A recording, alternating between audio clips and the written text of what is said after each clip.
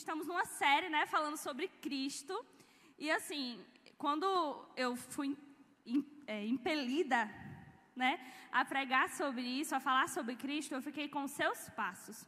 E eu pensei, meu Deus, o que eu vou falar? Porque Jesus andou muito.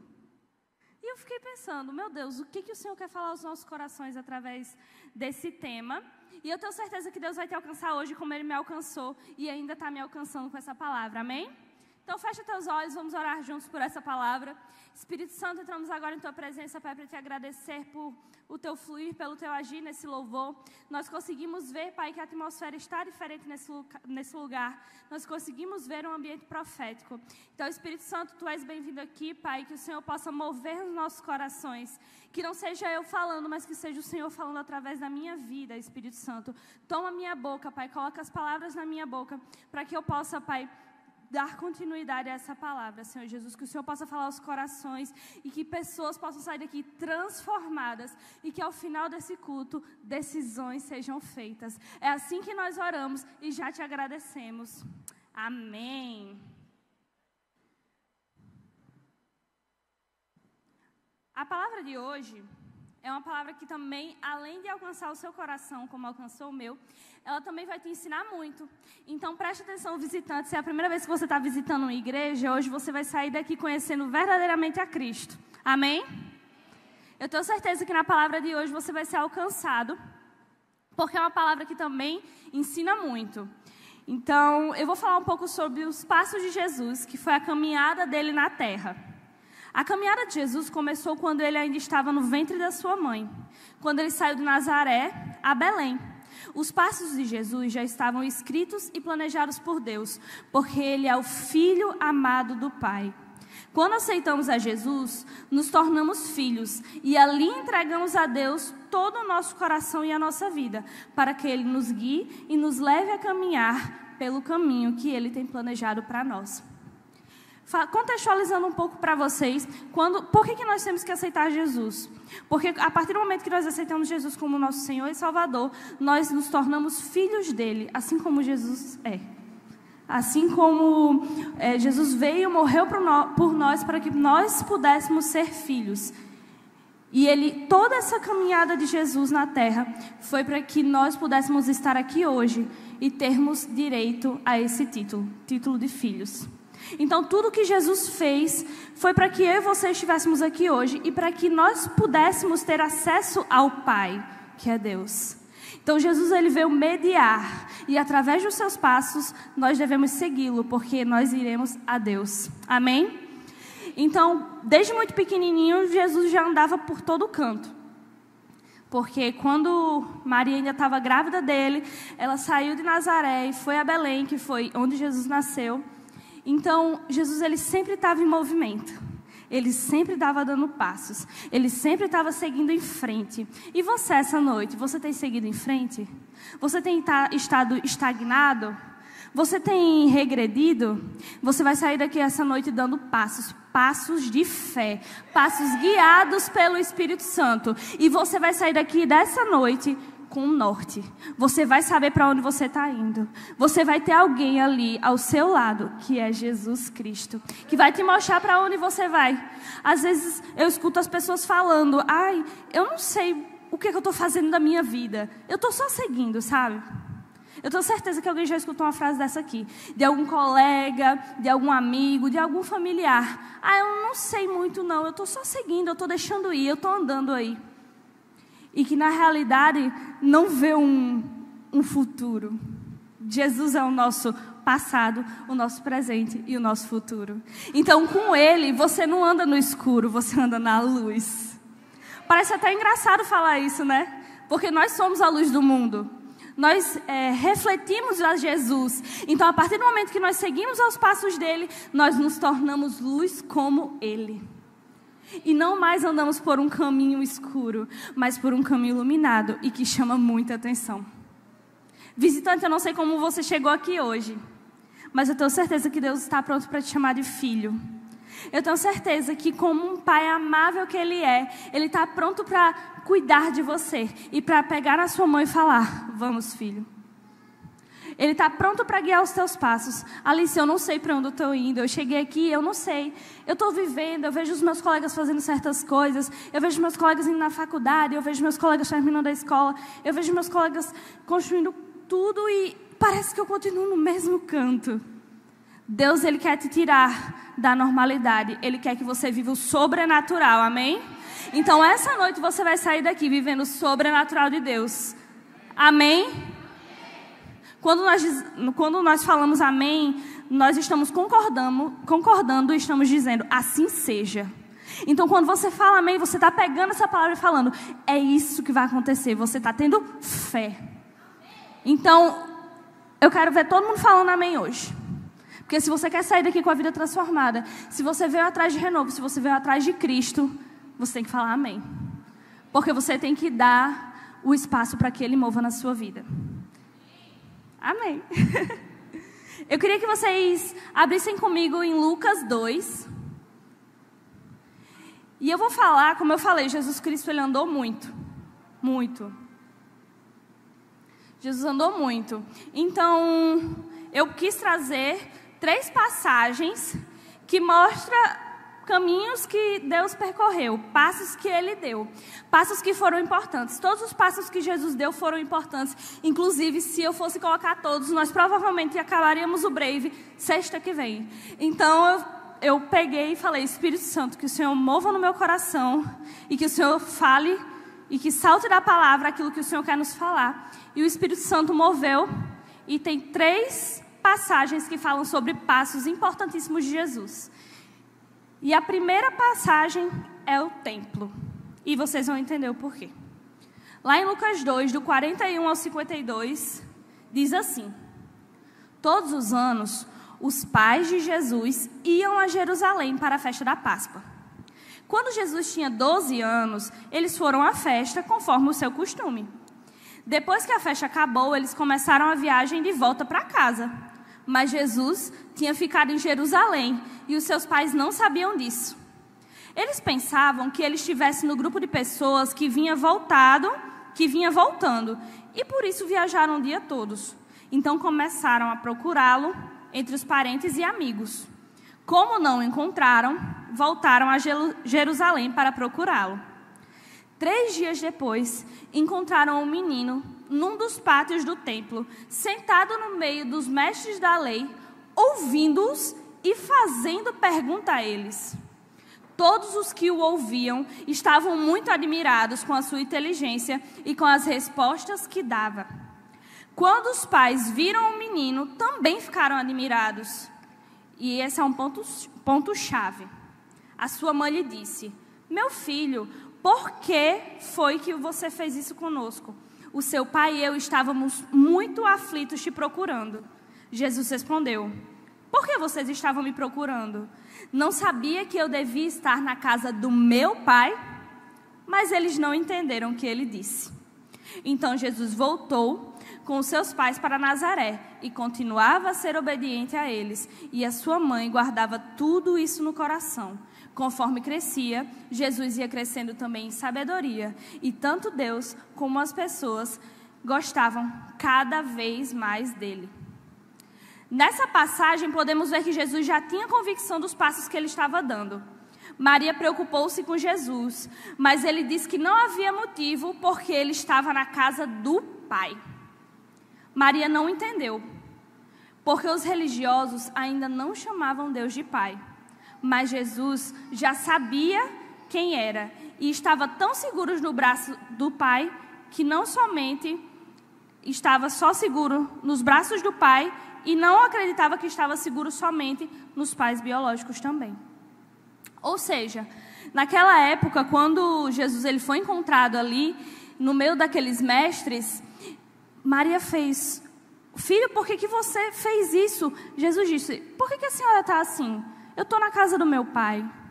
Maria, ela não entendeu naquela hora quando ele falou meu pai, porque naquela época as pessoas ainda não chamavam Deus de pai. Naquela época, Jesus, ele era o unigênito. Ele era o único filho de Deus. Então, nenhum de nós, ou nenhum daquela época, ainda eram filhos de Deus. O único Filho de Deus era Jesus. E Jesus, ele já entendia isso, mas as pessoas ao seu redor não. Então, quando ele fala, eu estava na casa do meu pai, Maria não entendeu, mas deixou para lá, guardou no seu coração. Porque ela sabia que ela era a mãe do Salvador. Então, não cabia a ela tirar dúvidas agora, porque ela sabia que em algum momento aquilo ia ser explicado. Que de fato no futuro foi. Jesus, ele falou, por que você ficou preocupada, Maria? Se eu estava na casa do meu pai, ele estava ali no meio dos mestres, e tudo que Jesus falava, com 12 anos de idade, as pessoas ficavam abismadas com tamanha inteligência, porque ele era o filho amado do pai, e o pai estava com ele, e ele sabia quem ele era. Então Jesus, ele já estava dando passos para o que no futuro seria o seu ministério. Então, com 12 anos de idade, Jesus já sentava com mestres. Quem é a criança de 12 anos de idade que vai sentar, hoje em dia, com pessoas mais velhas para ouvir? Muito difícil. Jesus, ele sentava, ele ouvia, tirava dúvidas e ainda dava sua opinião, no qual deixava as pessoas chocadas. Será que a gente tem sido como Jesus ou a gente tem vivido de uma forma diferente? A gente tem sentado naquelas rodas e a gente tem chocado as pessoas com a nossa sabedoria ou com a falta dela? Porque quando você é igual às pessoas que estão naquele ambiente, quando você fala das mesmas coisas, você só é mais um ali. Mas quando você tem Deus, você tem a sabedoria e você se torna diferente, assim como Jesus era diferente. Jesus chamou a atenção. Podia ele ser qualquer um ali, mas ele chamou a sua atenção pela sua sabedoria, porque ele estava no meio dos mestres. Pelo que você tem chamado sua atenção? O que tem chamado sua atenção? Sabe, essa noite eu tenho certeza que Deus vai falar aos nossos corações acerca disso. Porque nós sairemos daqui convictos que nós devemos transparecer o amor de Deus e seguir os passos dele. Amém? Jesus, ele entendeu que ele também estava seguro nos braços do Pai. Ele não estava só seguro nos braços de Maria, porque ela era a mãe dele. Não, ele também estava seguro nos braços do Pai. E nós devemos, como Jesus, aprender a estar seguros nele, em Jesus. Nós devemos estar seguros no Pai. Nós devemos confiar a Ele tudo aquilo que nos preocupa. Sabe, eu sei que você já deve ter ouvido isso 1 milhão de vezes. E já deve ter escutado rios sobre confie em Jesus que vai dar tudo certo. Tá, mas o que você tem feito para que dê tudo certo? Sabe, a gente tem que se posicionar, a gente tem que abrir o nosso coração, a gente tem que falar amém, a gente tem que orar, a gente tem que profetizar. Vai dar certo, eu vou conseguir, eu vou ser vencedor, isso vai acontecer na minha vida, essa porta vai se abrir, essa cadeia vai se romper. E é assim que Deus vai movendo nas nossas vidas. E vai acontecendo prodígios, milagres e maravilhas. Amém? Então nós devemos trazer à existência aquilo que ainda não existe. Essa é a nossa parte. E crendo que estamos seguros no Pai. Então ao seu redor pode estar tudo um caos. Você pode não estar vendo saída, mas esteja seguro nele. Porque não tem palavra que Deus lance que volte para ele vazia. Então se ele falou que você é vencedor, você vai vencer. Mas decida ser vencedor. Porque não é só vencer, você tem que decidir ser. Não adianta Deus, ele abrir a porta na sua vida, nas nossas vidas, e a gente não sabe o que fazer com aquela porta aberta. A gente tem que se posicionar. Amém? Jesus já caminhava com Deus e o buscava, mesmo tão novo. Nós devemos ser como Jesus, seguir os passos do Pai e fazer dele o nosso porto seguro, nossa fonte de conhecimento, e deve estar nele a nossa confiança.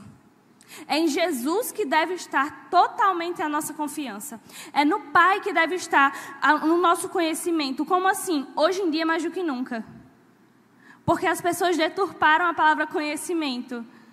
Não é porque você sabe muito que você é sábio. Não tem nada a ver. Quais são o que você está defendendo lá fora?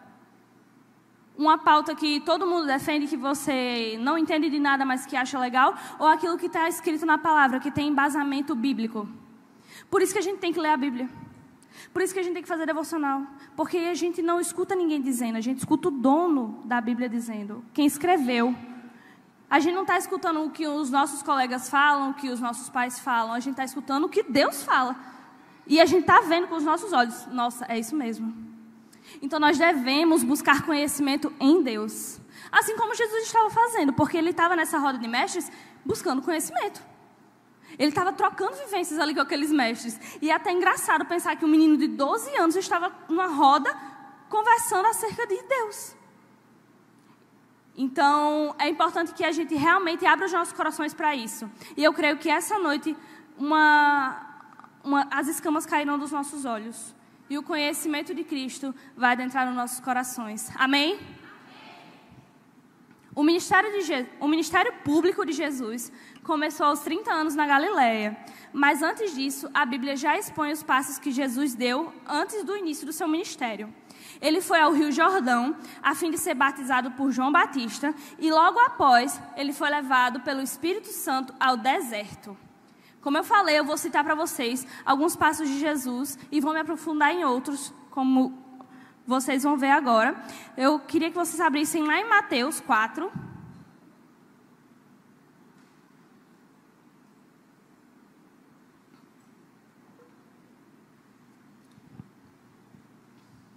Então, nós falamos sobre o templo e agora nós vamos falar sobre o deserto. Então, abram lá em Mateus 4, do 1 ao 10.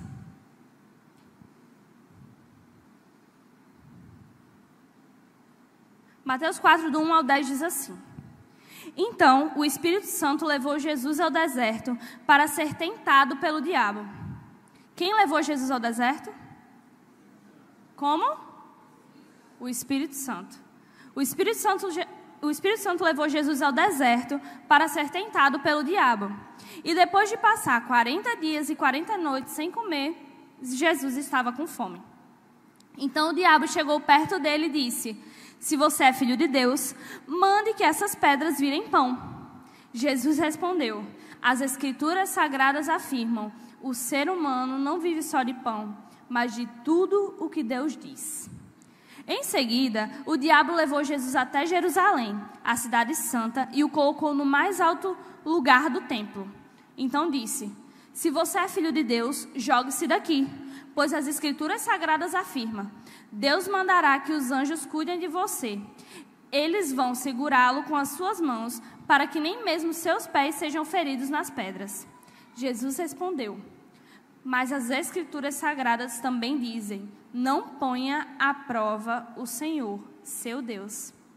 Depois, o diabo levou Jesus para um monte muito alto e mostrou-lhe todos os reinos do mundo e as suas grandezas. E disse: Eu lhe darei tudo isso se você se ajoelhar e me adorar. Jesus respondeu: Vá embora, Satanás. As Escrituras afirmam: Adore o Senhor, seu Deus, e sirva somente a Ele. Então o diabo foi embora e vieram anjos e cuidaram de Jesus. Nessa passagem, o Espírito Santo levou Jesus ao deserto. E por muitas vezes a gente fala que o deserto é do diabo, que as situações difíceis são do diabo. Mas algumas situações vêm para nos moldar, como Jesus foi moldado aqui. Vocês notaram que o diabo usou a própria palavra para tentar contra Jesus? Certa vez eu escutei uma frase assim: até o diabo acredita na Bíblia. E pense num cabra que acredita. Ele sabe mais da Bíblia do que a gente, porque ele está aqui há muito mais tempo que a gente. Então ele foi lá, pegou um versículo e falou: vou jogar essa para Jesus para ver se cola. Mas não aconteceu, porque Jesus tinha sabedoria na palavra. Então não era um versículo deturpado que o diabo ia falar que Jesus ia acreditar. Ele vai e rebate o diabo. Então o diabo ele testa Jesus. Ele vai e tenta, é uma tentação. Jesus estava 40 dias e 40 noites sem comer. Ele estava em jejum e foi levado ao deserto. E mesmo assim ele resistiu a Satanás. Mesmo em meio às tentações, Jesus venceu. Através do quê? Da palavra. Porque Jesus não saiu no tapa com Satanás. Até porque, né? Coitado de Satanás, né? Nesse caso. Porque ia com Deus. Ou não. ele não ia sair no tapa com Satanás, certo? E aí ele falou, eu vou vencer Satanás na palavra. E venceu. E foi isso que aconteceu. Jesus não levantou um dedo, Jesus não alterou a voz. Jesus só disse, Satanás, na Bíblia está escrito assim, assim, assim. Você está se fazendo de doido. Porque você sabe que não é assim. Porque Deus sabia, ele estudava a palavra. Você tem estudado a palavra? A palavra é o que nos alimenta. É como Deus fala conosco. Então, Alice, eu não entendo nada que está escrito na Bíblia. Eu abro a Bíblia, leio um versículo e não entendo nada. Não tem problema. Continue. Porque a constância trará o sucesso. Você vai começar a entender quando você caminhar mais perto de Cristo. Porque quando eu aceitei Jesus, eu também não entendia muito o que estava escrito na Bíblia, não, gente. Eu lia... A única coisa que eu entendia para eu não mentir, era Salmos 23. Porque Salmos 23, a minha avó falava para mim desde que eu era pequena. Então era assim, impossível eu não saber Salmo 23. Mas nenhum outro versículo eu entendia. Eu lia, eu ficava, meu Deus, o que Deus quer falar com isso? Que eu não estou entendendo nada. E isso só foi mudando quando eu fui continuando a ler, eu fui estando mais perto de Cristo, as escamas caíram dos meus olhos. Então, aquela palavra, eu já entendi o que Deus queria falar comigo. E Deus vai fazer assim com você. Amém? Mesmo em meio ao deserto e às tentações, Jesus continuava a dar passos firmes, porque ele estava fixo na rocha. E por isso, ele venceu o diabo, por meio da palavra de Deus. Muitas vezes as tentações e os ventos fortes vêm em nossa direção, mas nós devemos permanecer fixos em Cristo. E por mais que não vejamos o chão, devemos confiar e continuar dando passos de fé. Quanto mais fixos estivermos nele, mais cheios dele estaremos e menos as tentações nos vencerão. Nós seremos vitoriosos, assim como Cristo foi. Amém? Eu declaro que você vai sair daqui mais do que vitorioso, que você vai ser valente e vitorioso, que você vai levar um nome que essa juventude tem. Eu sou brave, eu sou valente. Mas seja valente mesmo. Sabe, não é um vento vir e você ficar com medo. E você correr, pastora, está dando tudo errado na minha vida com o primeiro vento. Não faça isso não, porque esse é o seu deserto. É um momento difícil, mas que vai passar e que no futuro vai produzir uma glória na sua vida. Porque é assim que Deus faz na nossa vida. Ele nos coloca em um deserto para nos moldar. Porque Deus não vai dar nada na nossa mão se a gente não estiver preparado para receber. Porque senão a bênção se torna maldição. Se a gente quer receber uma bênção antes da hora, aquilo automaticamente a gente não vai saber administrar. Então, quando a gente for abençoado por Deus, a gente vai fazer, meu Deus, eu fui abençoado, mas não vai saber o que fazer. Vai faltar sabedoria e você vai perder a bênção. Então, não reclame do deserto. Permaneça, continue firme na rocha que é Cristo. Dê passos de fé. Eu converso com muitas meninas, né, muitas mulheres, e aí a gente sempre troca vivências. E quando foi na época dos casamentos aqui, pense que eu via menina e mulher vivendo por fé. Alice, eu não sei o que vai acontecer, eu não tenho um tostão, tenho que pagar aquilo lá, está faltando isso. Mas eu falei, continue dando os passos e Deus vai colocando o chão. Sabe, é muito difícil quando você olha para baixo, você quer continuar andando e você não vê um degrau, você não vê um chão para pisar. É bem difícil. Mas aquele que confia no Senhor não para. Aquele que confia no Senhor avança. Aquele que confia no Senhor entrega todos os seus passos a Cristo. E mesmo que não veja chão, e mesmo que não veja saída, ele continua. Então você deixa de olhar para baixo e começa a olhar para cima. E vai indo. E não importa mais se tem chão ou não. Porque não importa também se você estiver andando sobre as águas. Não importa também se você estiver flutuando. Porque o importante é que Cristo está te levando. E você continua fixo. E nada te abala ao teu redor. Mesmo a falta de chão não te abala. Porque você está fixo em Cristo. Então, deixa eu lhe dar uma dica. Quando está difícil, você não vai correr. Não se desespere. E não chore, não, que não adianta. Sabe o que você vai fazer? Eu vou orar. Entra no seu quarto e fale tudo para Jesus. Às vezes, a gente não precisa nem fazer uma oração. É só a gente chorar que Deus entende. É só a gente ficar no silêncio que Deus nos entende. É só a gente começar a falar como se estivesse falando com a parede. E não está falando com a parede, está falando com Jesus. Jesus está ali te ouvindo. Então está difícil? Não corre não. Corre para Deus. Sabe, não precisa se desesperar. Eu sei que é bem difícil, né? Porque a fé falada é linda, a fé vivida é difícil. É muito fácil eu falar sobre fé. O difícil é você viver a fé. Mas deixa eu te dizer, vale muito a pena viver por fé. Nós temos 1 milhão de testemunhos aqui. E eu acho que a gente deveria fazer um Brave Testemunhos. Para todo mundo sair edificado. E você olhar para a vida do seu irmão que está do seu lado. Que às vezes você não imagina a barra que esse irmão passa. Você pode estar do lado de uma pessoa que você não imagina nada que ela está passando. E que ela está aqui, que ela está firme, está servindo. E você vai olhar e vai falar, caraca, eu me abalo por tão menos, eu vou continuar. Se o meu irmão do lado está tendo fé, eu vou ter também. Se ele venceu, eu vou vencer. E para isso servem os testemunhos. Então, essa noite, eu queria que você olhasse para o irmão que está do seu lado e falasse assim para ele, você é vitorioso. Independente da sua guerra, independente de ter chão ou não, continue fixo. Você vai vencer. Pode estar difícil, mas eu posso te ajudar. Através de Jesus. Não desista. Amém? Não vamos desistir, gente. Não vamos desistir. Não vamos desistir do nosso irmão que está do nosso lado. Não vamos desistir de Cristo. Porque isso aqui é a igreja. Visitantes que estão nos visitando... Sabe por que é tão legal você ter uma igreja? Porque você tem amigos que te levam para perto de Cristo e que te levantam quando você cai. Então, igreja é isso. Gente, eu já passei por muitas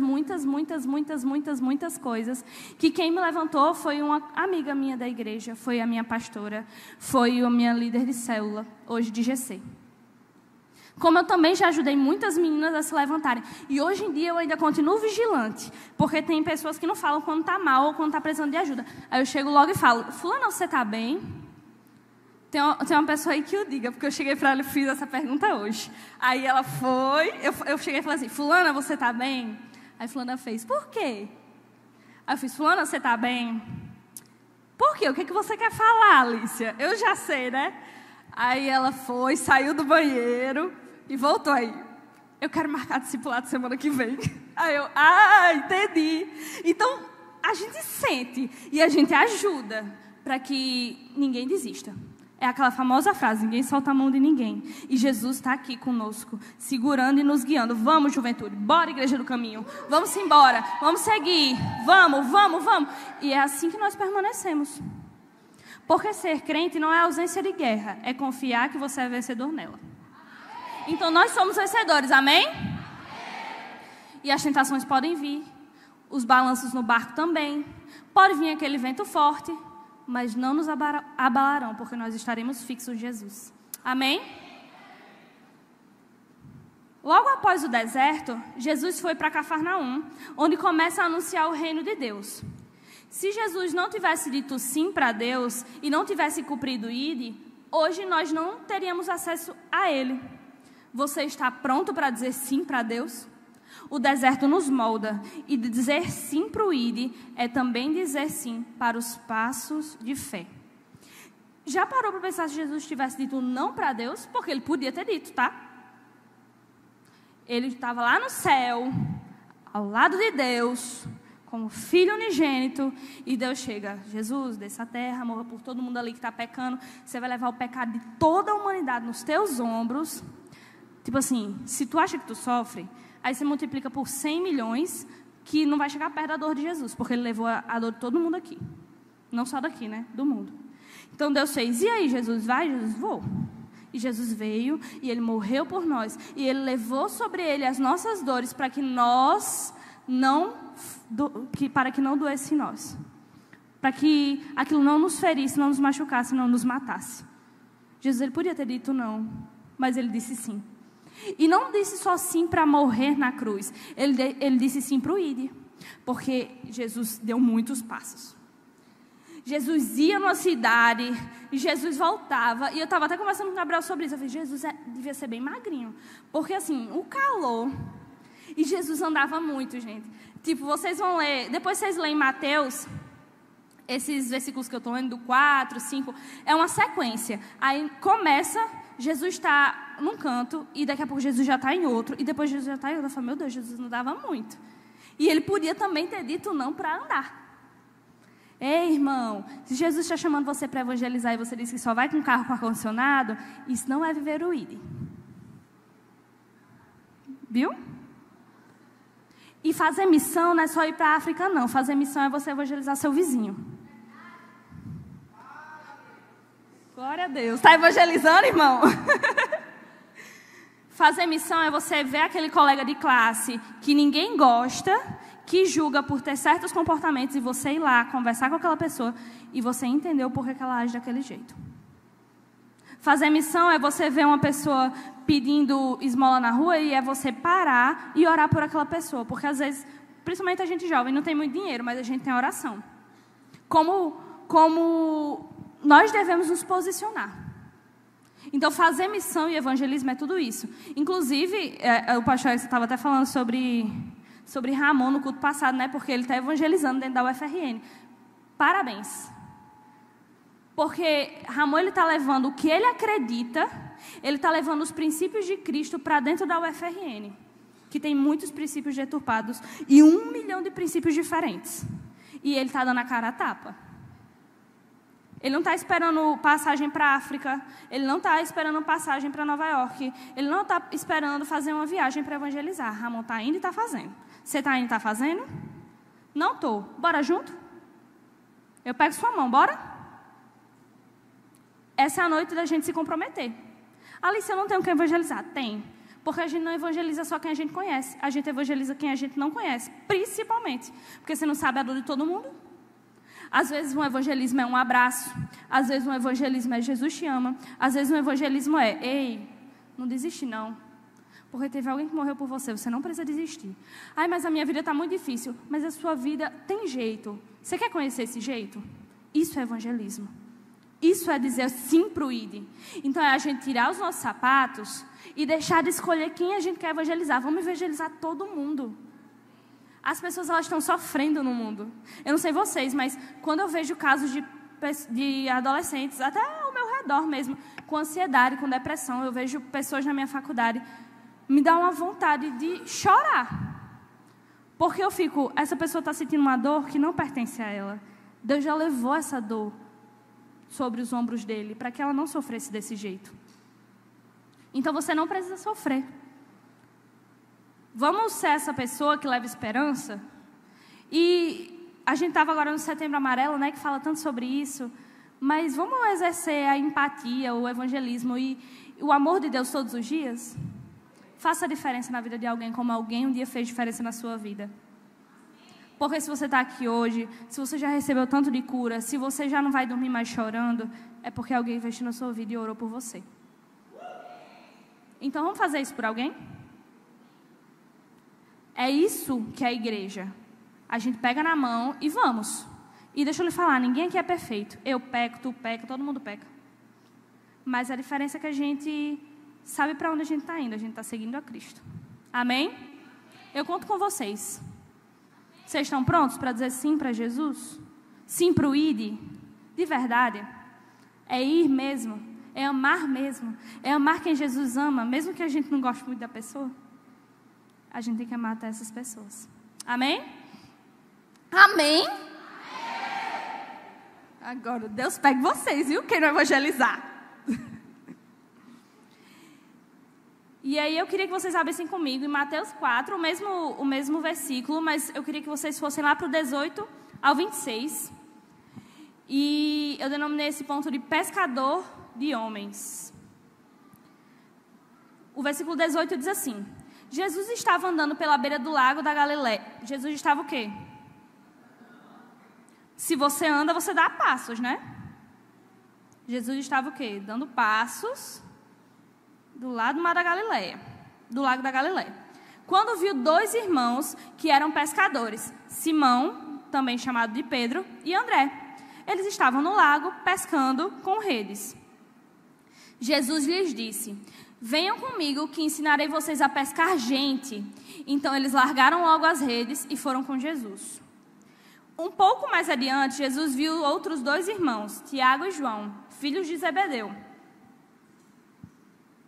Eles estavam no barco junto com o pai, consertando as redes. Jesus chamou os 2 e no mesmo instante, eles deixaram o pai e o barco e foram com ele. Jesus andou por toda a Galileia, ensinando nas sinagogas, anunciando a boa notícia do reino e curando as enfermidades e as doenças graves do povo. As notícias a respeito dele se espalharam por toda a região da Síria. Por isso, o povo levava a Jesus pessoas que sofriam de várias doenças e de todos os tipos de males, isto é, epilépticos, paralíticos e pessoas dominadas por demônios. E ele curava todos. Grandes multidões o seguiam. Eram gente da Galileia, das 10 cidades, de Jerusalém, da Judeia e das regiões que ficaram ao leste do Rio Jordão. Ou seja, aonde Jesus passava, ele arrebanhava pessoas. Tinha pessoas que ficavam tão abismadas com Jesus, com o que ele fazia, com quem ele era, que largava tudo. Largava emprego, largava faculdade, largava mulher, largava tudo. Ia caminhar com Cristo, ia dar passos com Deus. Eu não sei você, gente, mas eu largaria tudo para dar passos com Jesus. Se Jesus decidisse descer de novo à terra, eu largaria tudo. Eu andava os 30 quilômetros a pé. Eu fazia de tudo, gente, de verdade. Eu largaria tudo, porque é o meu Senhor.